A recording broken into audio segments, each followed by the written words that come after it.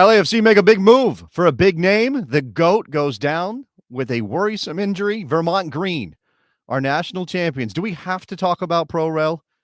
And do we need a new way to break ties after regular time? This and more on Monday's Morning Kickaround.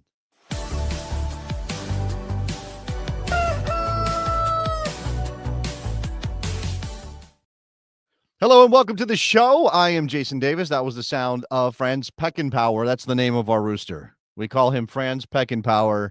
And that means one thing. You found Morning Kickaround. This is your home 3 times a week for coverage of the world's favorite game from what may not be the world's favorite country at the moment, but we don't have to talk about that. We are live Monday, we are live Wednesday, and we are live Friday. Generally speaking, summer has been a little bit weird. We've been a little off on our scheduling. In fact, I won't be around Monday and Friday because I'm doing other things, but we'll be back full-time Monday, Wednesday, Friday, starting next week. So make sure you go ahead and hit that subscribe button. Do that right now. Become a subscriber to Morning Kickaround. That's step 1. That costs you nothing. You're already on YouTube. You're already here. You're already watching.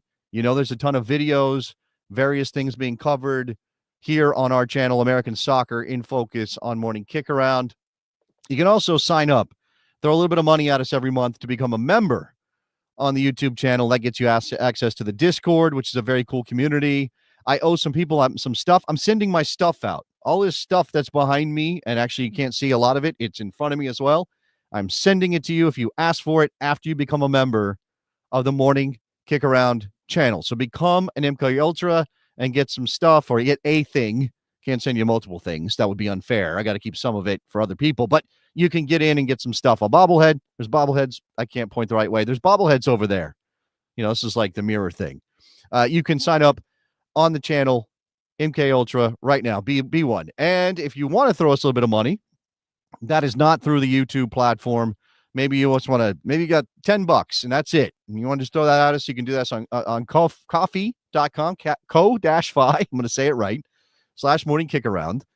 You can be a supporter. And actually, we're raising money on the coffee page to get out into the world and do a live Morning Kickaround at some point in 2026. So help us reach our goal over there. I think our goal is $3,000, and we are creeping in that direction ever so slowly. Shout out to Soccer Night in Detroit, who's already become an MK Ultra because they are smart. So do that. Again, Discord access to bonus content, things like that. We're also a podcast, so get us on your podcast platform of choice.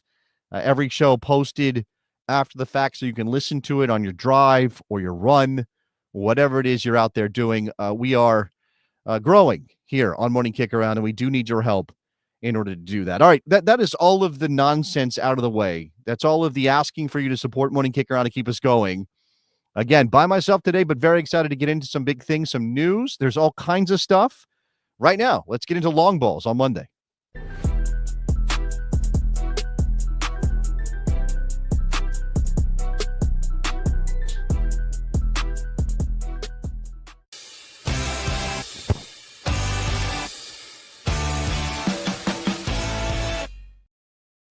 Long ball number 1 here on a Monday episode of Morning Kickaround, and I think we have to lead with big news for Inter Miami. Lionel Messi goes down with injury in that Leagues Cup match against Necaxa. First 10 minutes gone out of the game. Report from Inter Miami's communications department posted yesterday, Sunday night, says that Messi underwent medical tests to evaluate the extent of the muscle discomfort he experienced during that Leagues Cup match against Necaxa, which forced him to leave the field. The results confirmed a minor muscle injury in his right leg. His medical clearance will depend on his clinical progress and response to treatment. Basically, what I think we're saying here is that there's no tear that they can see via a scan, which is a good sign, which means that he doesn't probably have something that is going to keep him out for the long term. But Lionel Messi is by no means a young player. I don't need to tell you that. You already know that. So what does this mean for Inter Miami? What does it mean for the Leagues Cup at this point? I mean, that's what we're doing right now, right? We're doing the Leagues Cup. Now, I'll admit, I'm a cynical guy when it comes to some of these tournaments, the way that MLS puts itself, postures and creates these tournaments to kind of create some interest around its progress. Obviously, this, or a product rather, than this is obviously about Liga MX as well, trying to get into the American market, trying to find fans in various places that may not already be paying attention to them. It's just generally trying to squeeze more money out of the fan bases of both of these leagues. And yet, the Leagues Cup has been pretty entertaining. Like, it's been a wild and messy tournament. And I don't mean Lionel Messi. I mean chaotic, right? So, and this is what I want out of my American soccer. Like, this is what I want out of MLS or out of Liga MX when they play MLS or whatever it is. I want it to be chaotic. I want it to be messy. I want it to be unpredictable. I mean, remember, we had the Seattle Sounders drop 7 goals on Cruz Azul last week in one half, which is just insanity. Seattle also went and beat Santos Laguna last night, and I was counting up the red cards. I couldn't watch every game. Who can, right? It's a lot of soccer. But if you count up the red cards in the Leagues Cup last night, there were a bunch of them. We had sort of red cards all over the place over the weekend in the Leagues Cup. It was one of those. Okay, a couple of things are happening in my head as I'm watching the Leagues Cup. I am high level going, okay, this thing is a kind of a bullshit tournament. It's made up. Who do the MLS teams care? Do the Liga MX teams care? What level of importance does this have for anybody involved? Right. So I do a podcast. Some of you know I've been doing a podcast for 15 years with my buddy Jared Dubois. Jared Dubois is an LA Galaxy fan. He says he has no interest in this tournament. By the way, the Galaxy drew with Cruz Azul over 90 minutes last night and lost the penalty kick shootout, which means they get 1 point in that round 2 game against Cruz Azul. And I'll check in on the standings here in a second and give you a sense of because again, I think we're all kind of learning this new format. But Jared Dubois says he doesn't care about the Leagues Cup. The Leagues Cup is dumb to him. It's ridiculous. Why would anybody care? Why would anybody put any effort into it when it could upend your MLS regular season, your attempt to go win the trophy that truly does matter, which is an MLS Cup? At the same time, right? Like I'm aware of that. I'm aware of that. At the same time, I'm watching these games. I'm seeing these results. I'm seeing MLS in a number of instances beat good Mexican teams. Some of these Mexican teams aren't all that good, but I'm seeing MLS beat good Mexican or draw with good Mexican teams or whatever the result might be. And I'm thinking, oh, MLS is right there with Liga MX. Now, we've had, one MLS champion of the CONCACAF Champions Cup or League or whatever that's called now, or whatever it was called when Seattle won it. Seattle's path to that final didn't have any Mexican opposition until they got to the final. We saw Vancouver get to a final and get just absolutely rolled in their attempt to win that competition. So is Liga MX ahead of MLS? Well, if you go by the CONCACAF Champions Cup, absolutely. Now, one thing that you always have to remember about the Champions Cup is that it happens at a bad time for MLS. It's happening in the beginning of the season, at least initially. Obviously, later on, as you work your way through the knockout phase, those MLS teams should be in form, and they should be able to compete toe-to-toe with Mexico if truly MLS is on par with Mexico. And for the most part, again, Vancouver is an example that they can do it. Vancouver went down to Mexico and got results they needed, draws in those cases, before they ended up losing in that final. But this tournament, even though I recognize these Liga MX teams are in the beginning of their season, they're very much in the same situation that MLS teams are in the CONCACAF Champions Cup. And I'm looking at these results going, oh, okay, MLS is passing Liga MX right now. That's a gut feeling. That's not a high level thinking feeling, or that's not a rational assessment of the situation. All right, what does it mean that Seattle put 7 on Cruz Azul? What does that mean? I don't know what that means. And it is interesting. Now, this tournament is marked here by, again, the new format and the fact that they go to penalty kicks after 90 minutes. And this is going to be a tease for later in the show. Guys, I'm sick of penalties.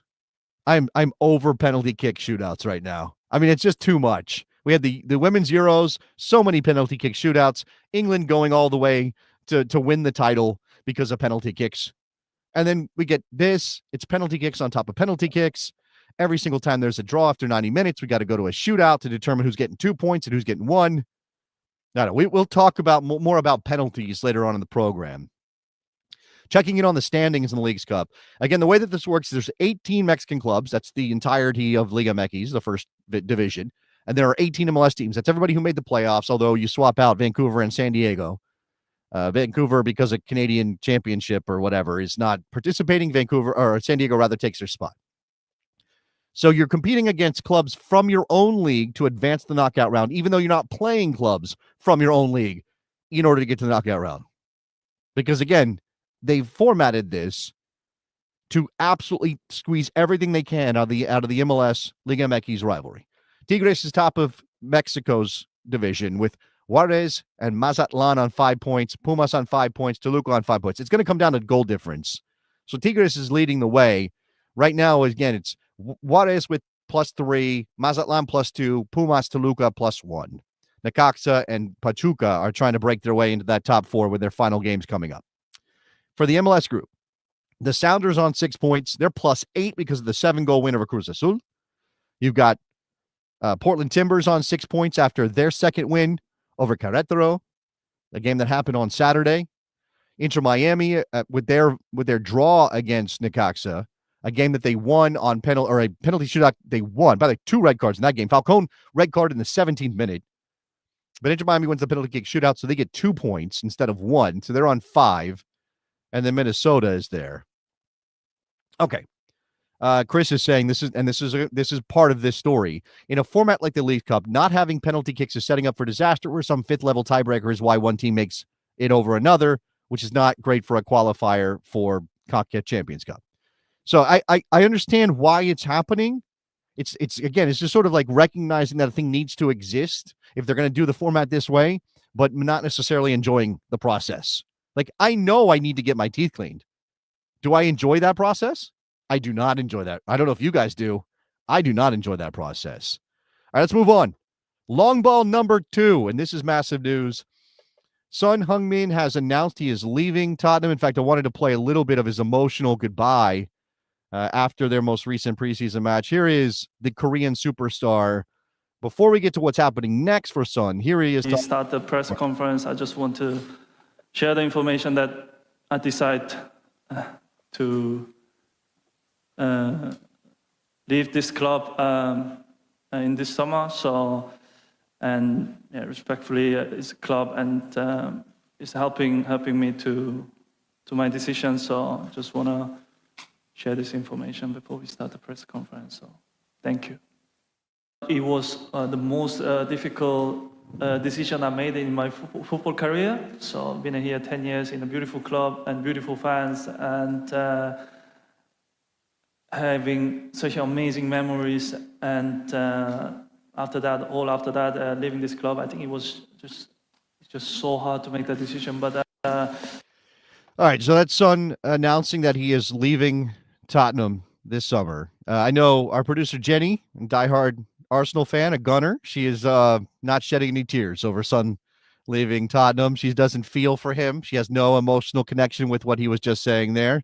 It's almost like nothing. No, I don't know. I think a lot of people are. Oh, Jenny, do you want to chime in here? Am I speaking ill of your emotional capacity for? No, I just want to say you've accurately portrayed it. Will not miss him. He's not what he used to be in terms of a Premier League player, but anytime a player who has caused me pain from that other club in North London, they leave, that makes me happy. I will enjoy watching him play for the Vancouver Whitecaps. Thank you very much. Oh, he's not going to play for the Vancouver Whitecaps. That's Thomas Muller. But I understand he's going to play for LAFC. LAFC, okay. Yes. Yeah.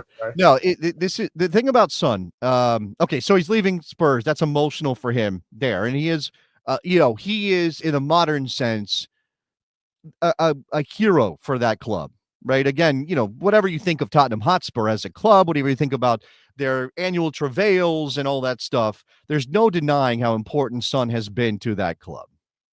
And there is that emotional element. And I've seen plenty of expressions of, emotion from Spurs fans over this. In fact, I think there's an Athletic piece or something I was reading this morning that basically said, Son is Tottenham Hotspur. Tottenham Hotspur is Son. I mean, it's that level of sort of connection between him and the club. Obviously, now with Harry Kane having gone to Bayern Munich and now Son leaving, there is an end of an era of feeling to this situation at Tottenham. And there is obviously a question. Okay, so let's get to the news here that is important for us on this side of the Atlantic. The reports are that we are very close to seeing Son join LAFC this summer. obviously as a designated player. Now, I've seen a bit of a conflicting reports rather when it comes to the fee, because there will be a fee. He is not out of contract at Tottenham. So Tom Bogert, Give Me Sport, you see him on Soccer Wise and all of that. He's reporting something like $26 million could be the price for Son to join LAFC. That would be an MLS incoming transfer record. The current record is $22 million, which is what Atlanta paid for Emmanuel Lattelat last summer.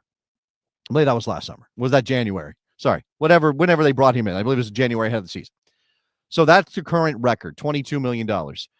I do think there's a question as to whether or not Son, at 33 years of age, is worth a transfer record fee. Now, if you were just judging him as a player, probably not. Like, if you're MLS, now, could a Saudi club pay $26 million for Son Heung-min? Of course. No issues at all. Could another, rich club in the Premier League spend that money if they thought that they could get something out of him? Maybe he helps them win a trophy this season. Absolutely. Major League Soccer's transfer fees, the money they pay for players is obviously in a different level than Saudi Arabia or the Premier League or even a lot of Europe. So you have to think about this as in the relative sense.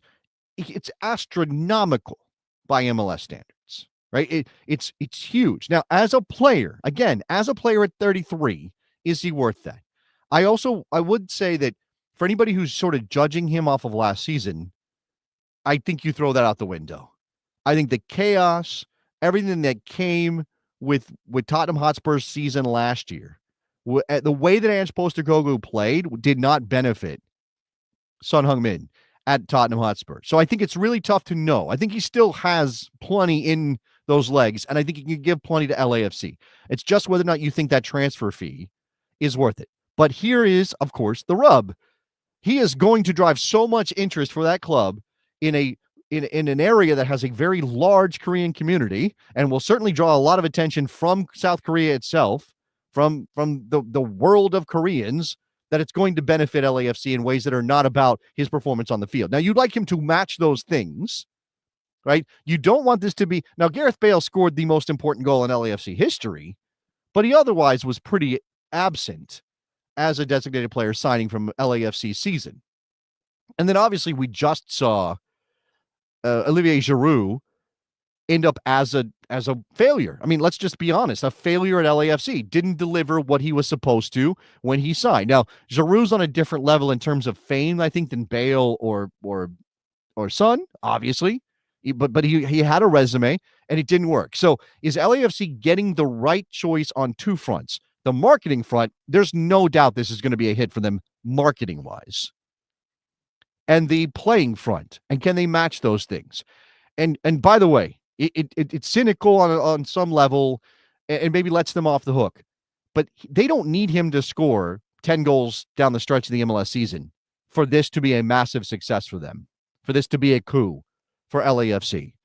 You sign this player because, again, it feels off. It feels wrong. We don't like this as fans. We want clubs to make decisions that are going to help them win trophies, not sell shirts. But LAFC signs Son because he sells shirts, and then they also hope at 33 he's a good enough player and fits their system to be the difference in helping them win something.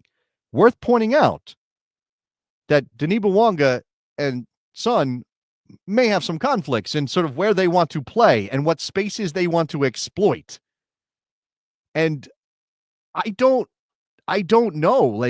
I don't know how, that is a question now for Steve Cherundolo, who, remember, is a lame duck head coach at LAFC. He's on his way out the door at the end of the season, no matter what happens at that club. So how does he handle this? How does he get it right? What does that mean for them winning a trophy this season? There's a couple of points here from some of our MK Ultras. Jay Hunt, he's legit the reason that Spurs is one of the biggest clubs in Asia. Absolutely. Apple TV foreign audience is a factor. Now, from an MLS top-down perspective, 100%, they have to be thrilled about this, and they will absolutely be fine with whatever LAFC wants to spend. They want to spend $26 million on a 33-year-old? Please go do that because of what that could mean to boost interest in the Apple TV product. And we spent the last couple weeks, talking about what those numbers are. if MLS is averaging 120,000 viewers per match, and again, there's 15 matches in a given match day, they're averaging 120. It's decent, but they would hope through the signing of Son in LA to boost those numbers dramatically, I would imagine.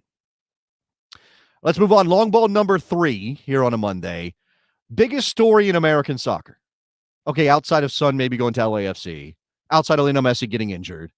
With a certain segment of American soccer fans, and I think a lot of some of that segment is here with us on a morning kick around Monday and is here watching the show and following on along with what we're doing on this channel. The biggest story is Vermont Green beating Ballard FC 2-1 in the USL League 2 final in Vermont this weekend. There were approximately, and this is according to Vermont Green, approximately 5,000 people in the building, because capacity of that building is not 5,000. It's significantly less than 5,000 in terms of seated fans. I believe they had way more demand than they could get into the building. Here is the tifo that I wanted to show you from Vermont Green. I imagine that this has been a thing. Bernie Sanders, Vermont senator, is a fan, has showed up, has talked to the crowd, has gotten the fans worked up about Vermont Green. Welcome to the Bernie Bayou is the sign there. And we got Bernie on the tifo. I mean, credit where it's due, right? Credit to Vermont for rallying around their team. Credit to Bernie Sanders for being fully in on this. I mean, there's some unique factors in Vermont Green's success that I think we need to acknowledge. It is absolutely, like, no matter what you want to say about the level that they play, this is incredible that they have this support, that there are more than 5,000 people. I think they sold out in like 30 seconds or something. More than 5,000 people who wanted to go watch this game and support their team in the League 2 final against Ballard FC. They are a success story of lower division soccer in America. And this is amateur soccer. This is short season amateur soccer. And we've spent a lot of time on Morning Kick Around talking about clubs like this, right? Annapolis, the Blues, getting 10,000, 12,000 out at certain games this summer for their team in Annapolis, Maryland, which that area is a soccer hotbed.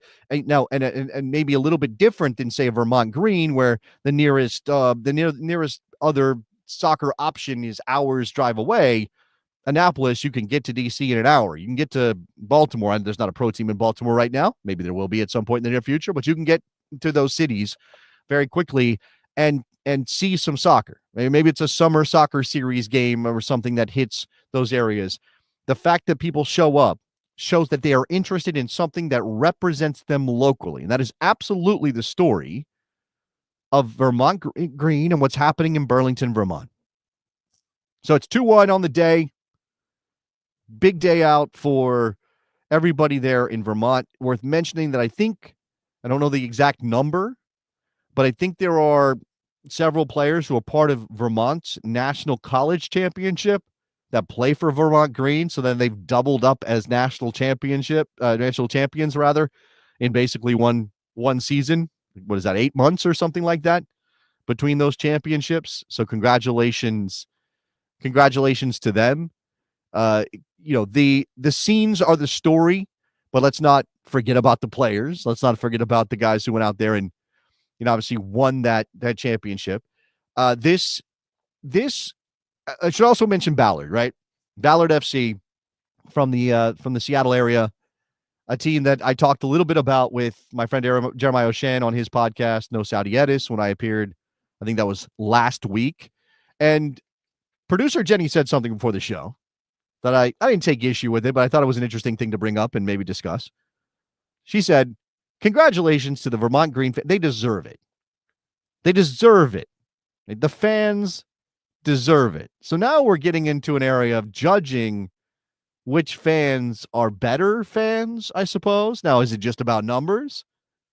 Does Ballard FC get 5,000 people? Now they have standing room only. Is that the kind of vibes? Maybe not. I don't think their stadium holds as many people as Vermont Green's building does. So they literally cannot put that many people in the stadium. But from what I can tell from talking to Jeremiah and knowing a little bit about Ballard is that there really is some community excitement around this team that plays at Interbay Stadium in Seattle, right? Again, different vibe to Burlington, Vermont. So you're talking about comparing things that are not exactly comparable.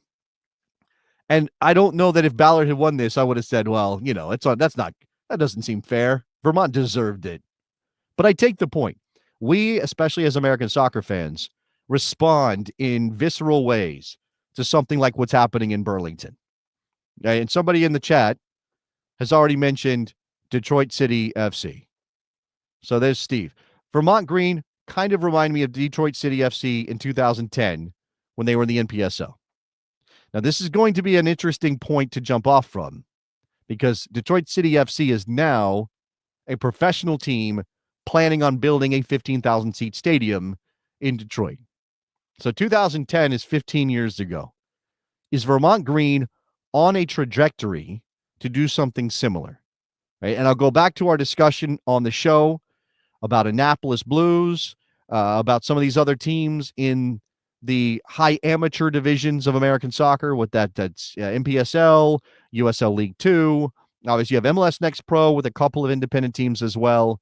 What is the right path for these teams? And as sort of an American soccer whole, as people who want to see this thing built out, completely built out, do we need these teams that where there's a little bit of local fire, where we see the excitement in the stands? There's 5,000 people. There's 7,000 people. In Annapolis, there's 10,000 people. Again, you got to have a stadium big enough to hold those people.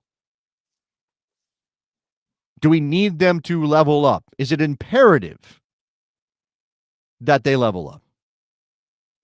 Right? Do they need to be bigger and more professionalized in every way? I don't know. What is that?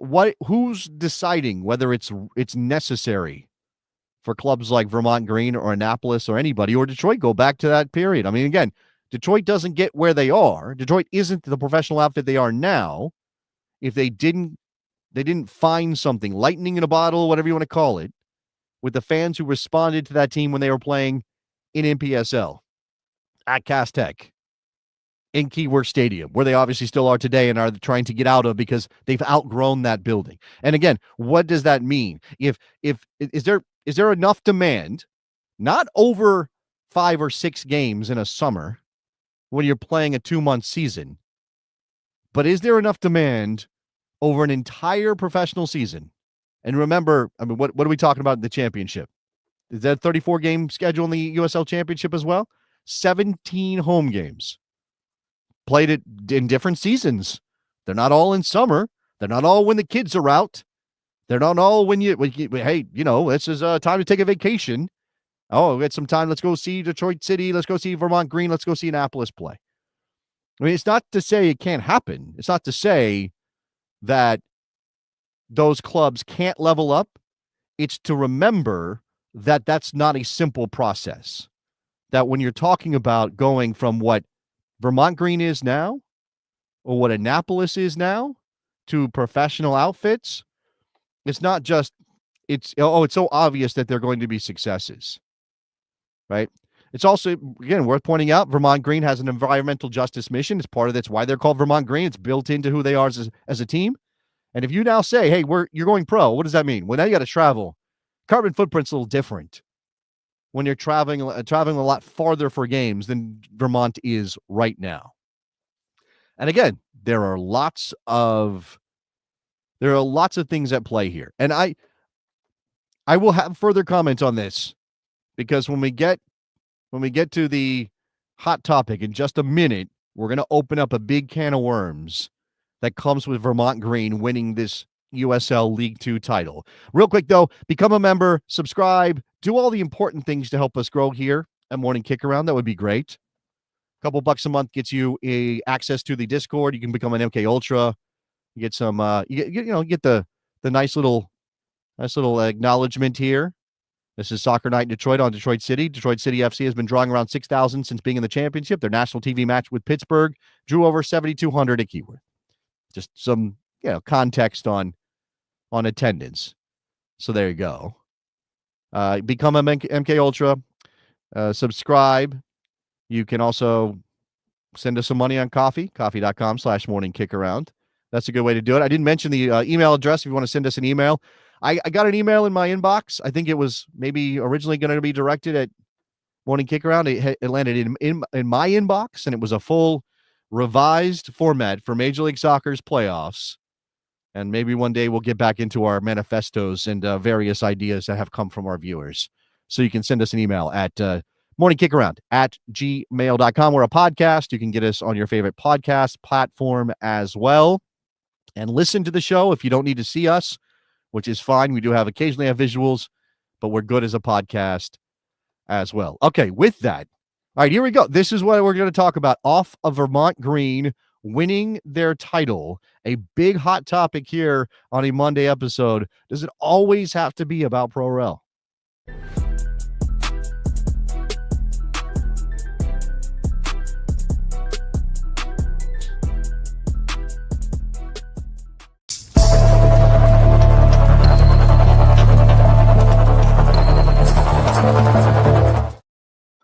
All right, hot topic here on a Monday. Again, we're talking about Vermont Green winning the USL 2 National Championship. They beat Ballard FC 2-1 in Burlington, Vermont.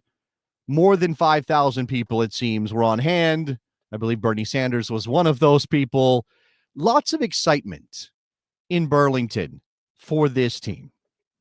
And as I was discussing there in the long ball segment, it is one thing to be a short season amateur outfit using college players when they need to be playing games, when they need the experience. It's one thing to be at that level. And again, to sort of be very accessible to a community like Burlington and to be a pro team. Those are different things. Those are completely different outlooks for a club. Some clubs have managed that transition. Detroit City FC is one. We talked about them. Chattanooga FC is another. Certainly worth mentioning. And we're watching as USL League One makes accessibility to professional soccer a little easier as they bring that bar that you need to clear to become pro down a bit. We're seeing some USL League Two outfits think about moving up. Some of them always had the plan, right? Some of them were always trying to get to that professional level and maybe started out life in USL in USL League Two just to kind of get their feet wet, right? There are a couple of examples of that, I think, around the country. Teams that have always kind of been arguing, this is our runway.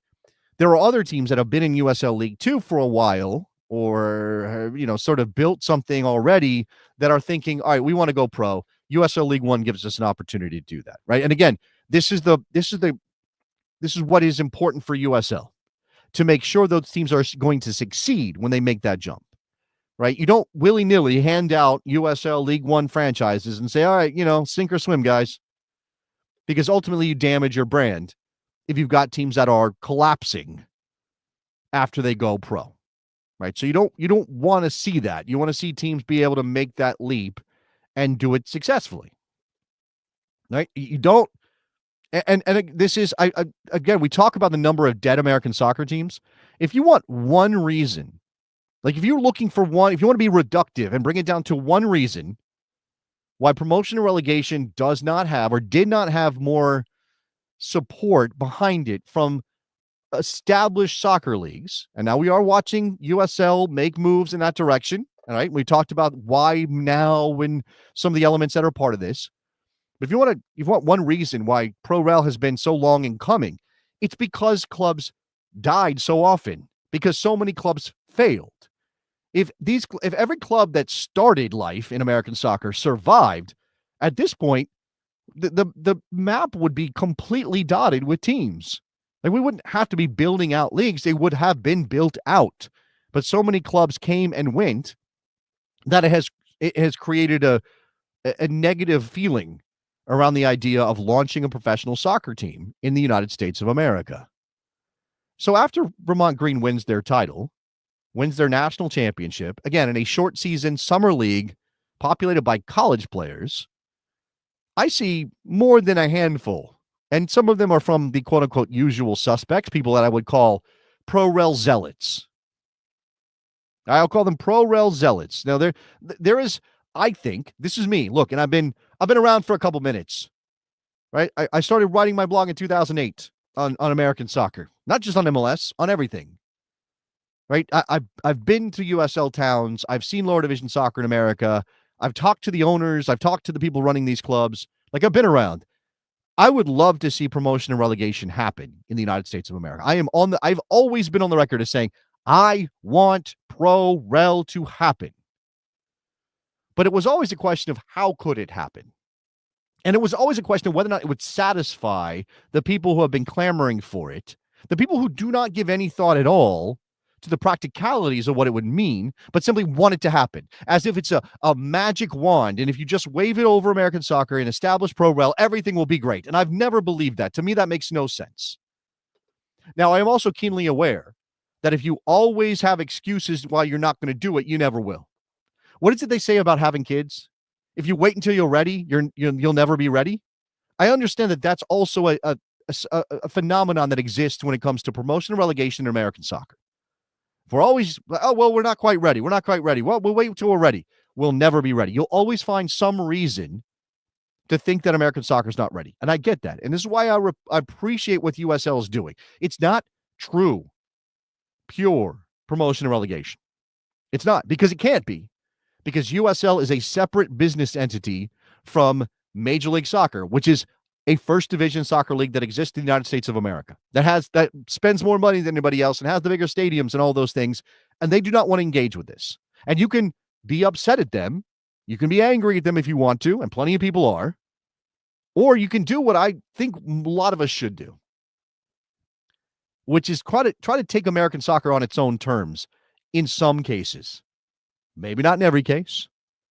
Maybe in some cases, there are people who are not acting in great faith that we need to call out. Right? Those cases will occur. But why on earth, when Vermont Green gets 5,000 people out into their small stadium in Burlington, Vermont, do we have to make it about promotion and relegation?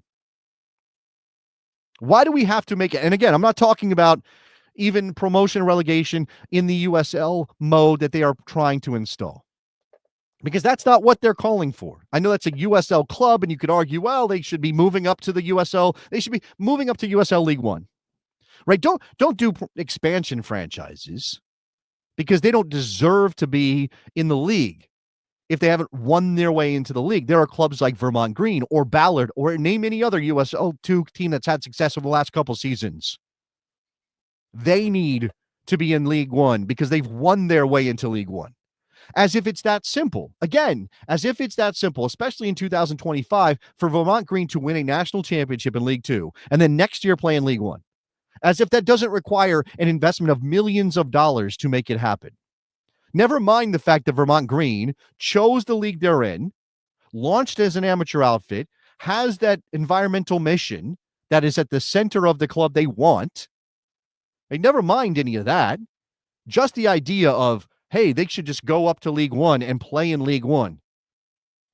And maybe what I need to see, what I'm hoping to see. It's not about me. What I would hope to see is that if we're going to approach this stuff, if we're going to always make it about pro-rel, that we are thinking critically about what that would mean and establish ways to make it happen that are somewhat practical.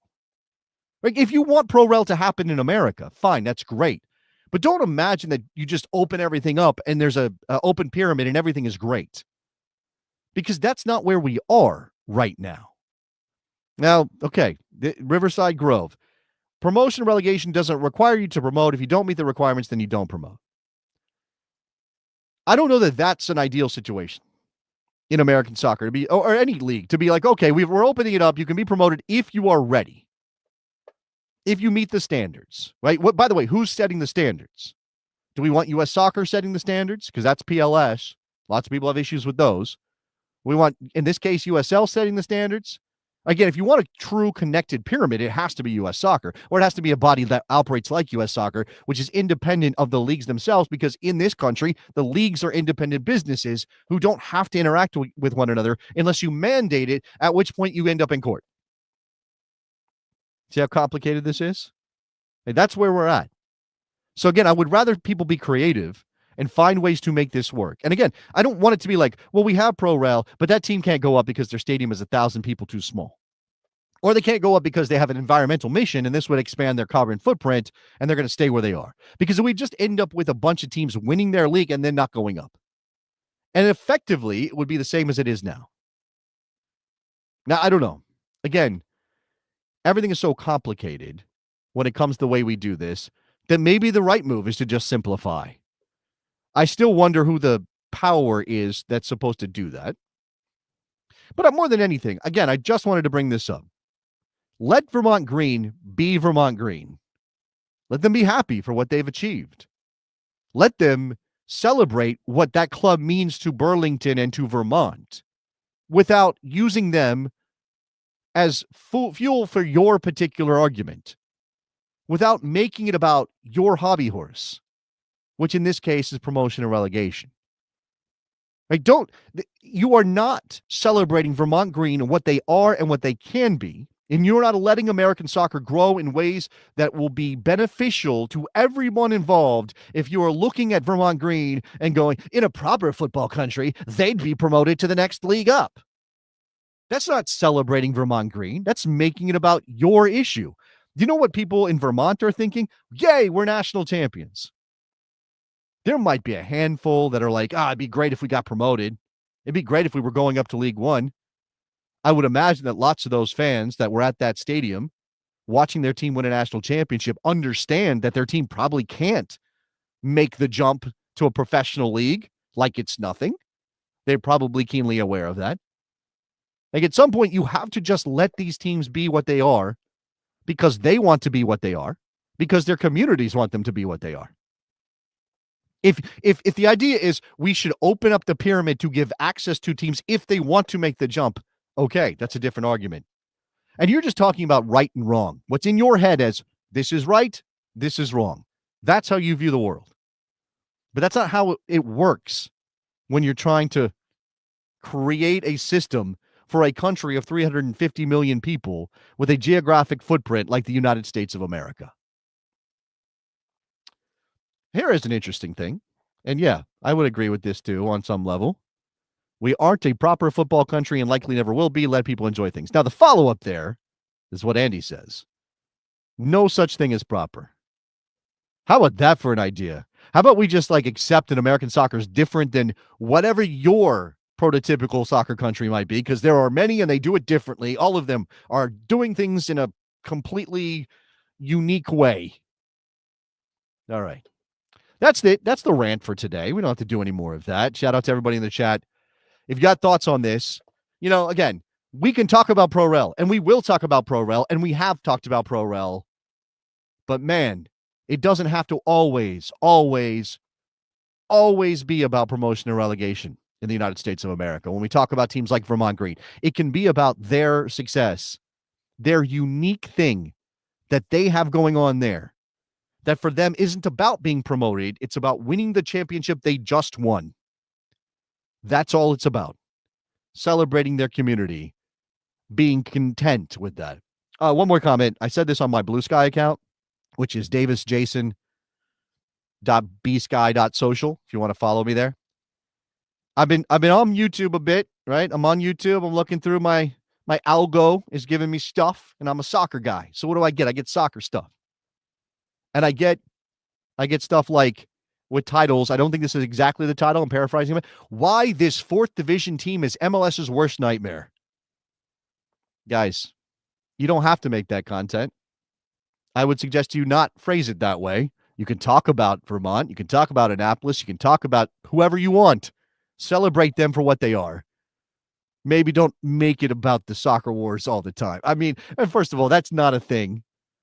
Major League Soccer is a different kettle of fish. If you don't want to like Major League Soccer, that's your choice. Absolutely. You're allowed to not like MLS, but maybe don't make Vermont or any other amateur team success about MLS.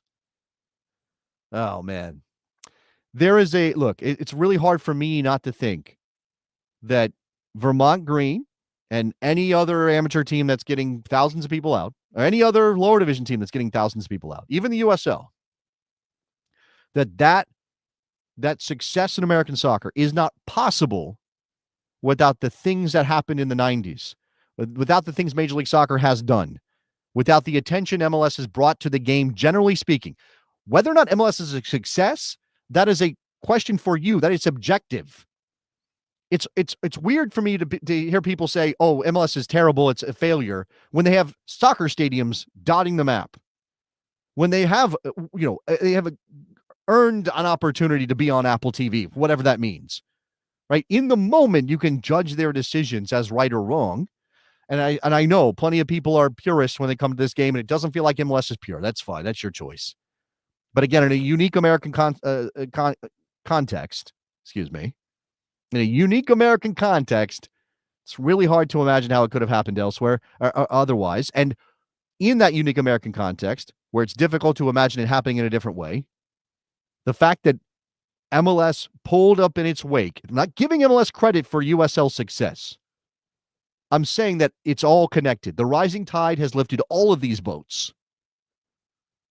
All right, become a member of the channel. Subscribe, first of all. Thank you very much for watching, and subscribe to Morning Kickaround, where you'll get more intense debate like this. You can also hit us up on our email at morningkickaround.gmail.com. I don't remember the order of these things I'm supposed to do them in.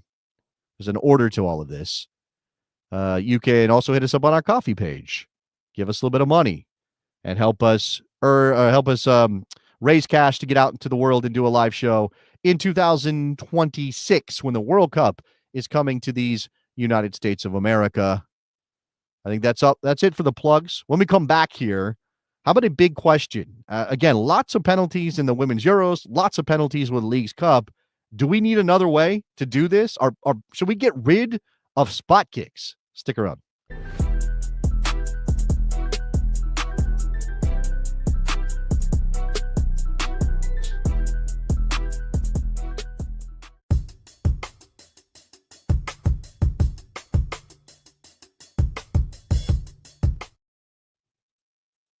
All right, we're back here. It is a big question on a Monday episode of Morning Kickaround.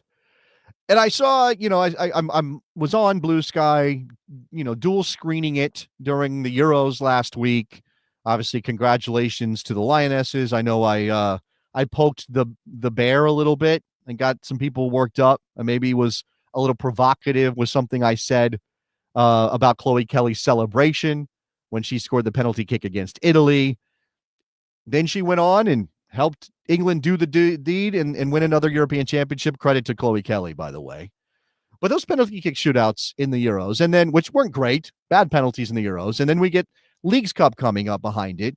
Major League Soccer, Liga MX playing these games, and because of this new format, because they don't want to end up with goal difference being the only tiebreaker and then having to go down tiebreakers because they would have to do that if points were level, they are doing penalty kick shootouts to decide whether you get 2 points or 1 point in the Leagues Cup if you are drawn after 90 minutes. And we've also seen a trend, right, in world football where 90 minutes and then penalties has been a way to determine a winner.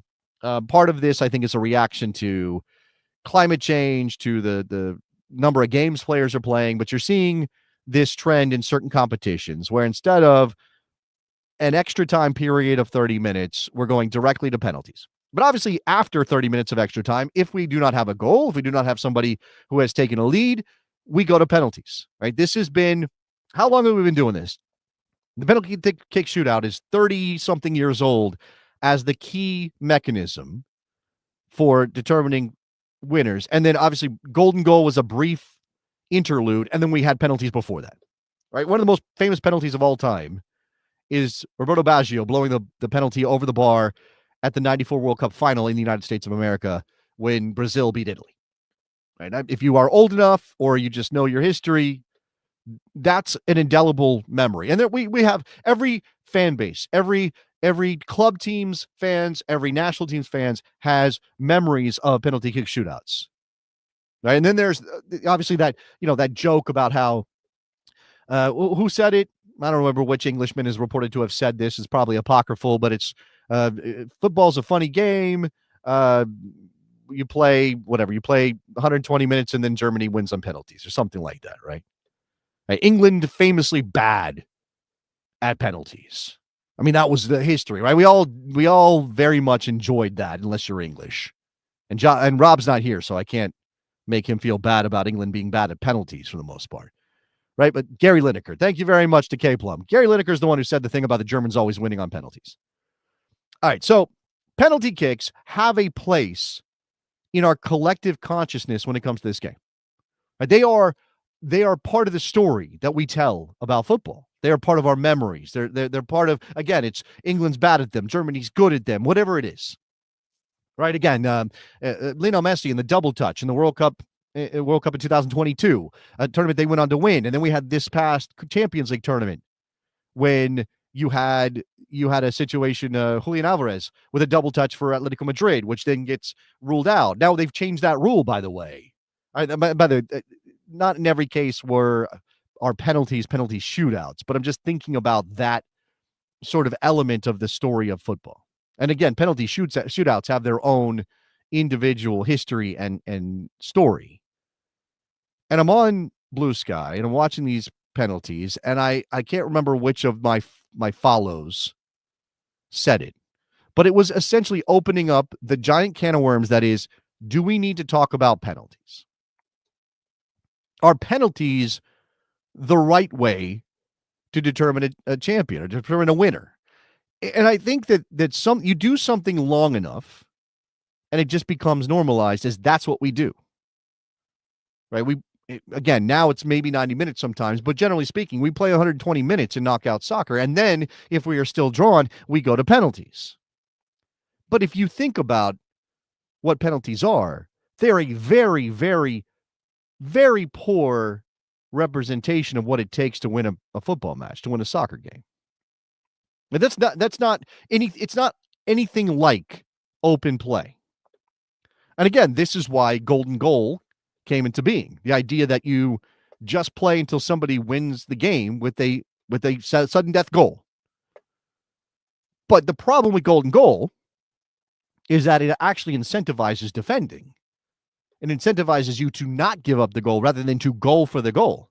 So what do you end up with? You end up with a couple of teams not doing anything, not engaging, choosing to be careful and conservative, because if you give up the goal, it's over. Now, if we are going to be creative about this, and I recognize that this pokes people the wrong way, like it rubs people the wrong way. This is the thing that we get into as Americans, right? Anything that smacks of being an American innovation when it comes to the laws of the game, we don't want to be the ones responsible because we don't want to be accused of ruining the game. Oh, you Americanized it?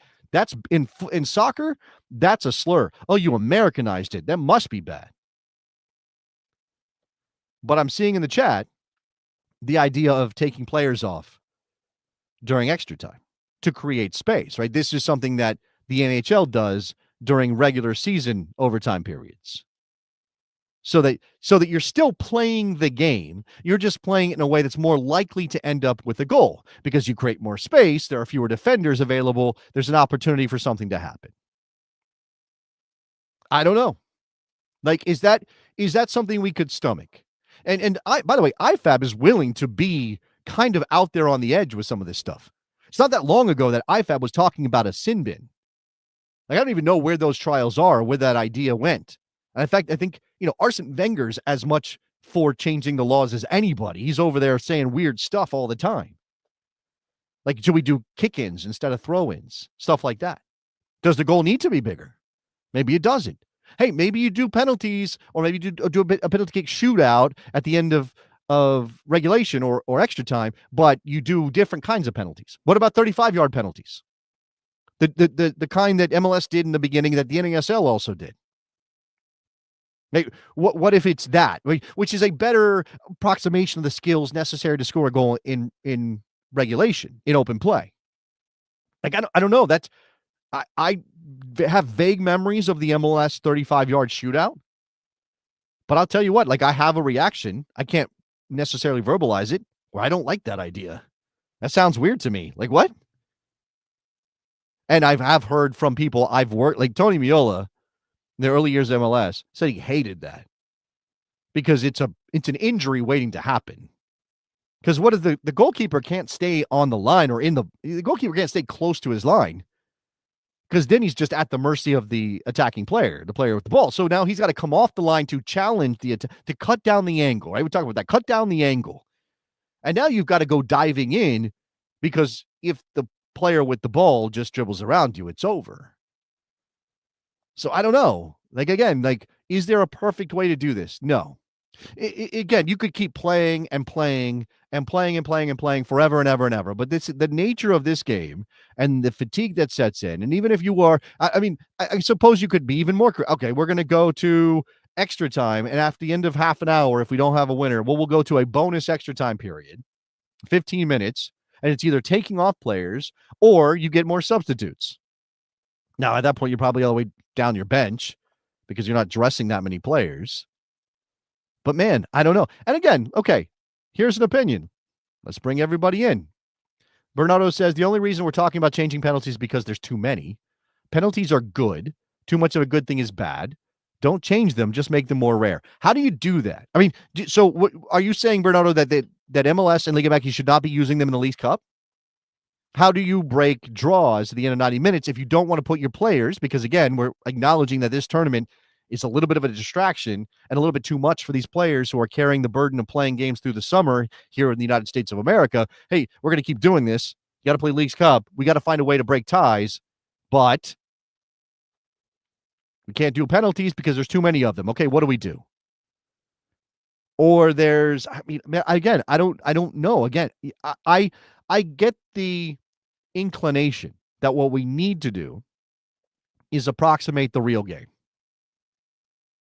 Like, we need to do something that approximates. And by the way, we are talking about knockout soccer here. So we're not talking about doing this in any other environment except you are playing a tournament. You're in the quarterfinals. It is 1-1 after 90 minutes. All right, what do we do? Well, we've always done extra time. Okay, fine, we'll do extra time. It is 1-1 after 120 minutes. Players are ready to drop dead. What do you do? And that's part of the reason penalties exist.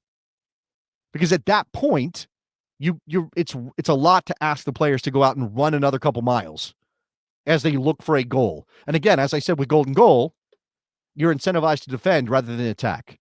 Because what you don't want to do is give up the goal. It's much easier to be careful and not give up a goal than it is to go and get the goal. Because if you go and try to get the goal, you leave the space in for the team to turn you over and beat you. All right. Maybe this is not a conversation that people want to have. And I'll be honest with you, until I saw the post about it, again, around the Euros and the bad penalties that were being taken in the Euros, I don't think I had really thought, hey, we need to think about how to fix penalties. Like, I don't think I was going, oh man, penalties are terrible as a way to break a tie. We really need to have some sort of alternative to this. Maybe it's time to have that conversation. But I understand why somebody would, watching teams play to a draw after that 120-minute period. I understand why they would say, hey, you know what? This doesn't feel right as a way to determine a champion. This doesn't feel, because again, you've played 120 minutes and in a sport where goals are a premium, where scoring is difficult. What do we get? We get, oh, that team didn't deserve to win that game. We say that all the time. Teams win the game, and then we go, they didn't deserve to win the game. And penalties only exacerbate that problem, because you can be bad, get an own goal, get a penalty, or play to a goalless draw against a team that peppers your goal with shots, and you have a goalkeeper who stands on their head, or the crossbar is your friend, and then you go to penalties, and the poorer team wins, and everybody feels cheated. Everybody feels like that. But I also think that as fans of this sport, and I think soccer fans are better at this than a lot of other sports, we just kind of have to accept that there's a lot unfair about this. Like soccer is not just in any way. All right, so here's an interesting one. I have no issue with extra time than penalties. I would change one thing. There is statistically more chance to win if you are shooting first. I would change from the ABAB pattern to ABBA. Now, I would tell you that would be difficult for me to keep track of as a view. I mean, I would obviously, be able to follow at some point, but I think initially it'd be like, wait a second, why are they taking again? But it is, there are, I think within the current structures, without revolutionizing the way that we determine winners, that actually isn't a terrible idea. That's not what I would be too upset about. If you do argue, if you have the statistics to back it up, too many burgundies is saying that shooting first usually means, or gives a significant advantage, and maybe you kind of find a way to cancel out that advantage so it truly comes down to making your kicks or the goalkeeper making saves. All right. If you have thoughts on the penalty kick shootout, how we break ties, draws in our sport, please leave a comment. As always, ask you to like the videos. We are live Monday, Wednesday, Friday, 9:30 a.m. Eastern time. If you're watching this after the fact, you can join in, be part of the chat, be part of the group. If you become a member, you get priority commenting, you get access to the Discord, you get access to bonus content as well. So make sure you do that on Morning Kickaround on the channel. I think we're up over 3,100 subscribers, just climbing and climbing and climbing. So tell your friends about Morning Kickaround. Let them know that we are here and we are covering American soccer probably in a different way than almost anybody else out there. Got lots of stuff coming up as we get back into our regular schedule starting next week.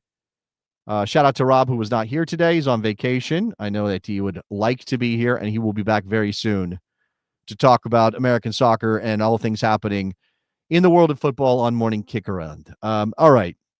If you want to give us a little bit of cash towards our 2026 fund to do a live show, you can do that at coffee.com/Morning Kickaround. You can also get us as a podcast if you want to listen to the show rather than watch it, or you miss part of it and you want to go back that way. Just search up Morning Kickaround on your podcast platform. And again, you can follow us on social media as well at mkickaround, X, Instagram, Blue Sky. You can find Rob and I individually on those platforms as well. So look for us, Jason Davis, or Davis Jason is how I am on Blue Sky. I may be writing about some of the things we talked about or something completely different on my newsletter that I have. And I write on at least once a week. Look for Jason Davis Soccer Eagle. Yeah. Look for Jason Davis Soccer Eagle. Just type that into Google. You'll find it. It's at ghost.io. All right. That's it for Morning Kickaround. Again, be back very soon. Thank you very much for watching and supporting us. See you soon.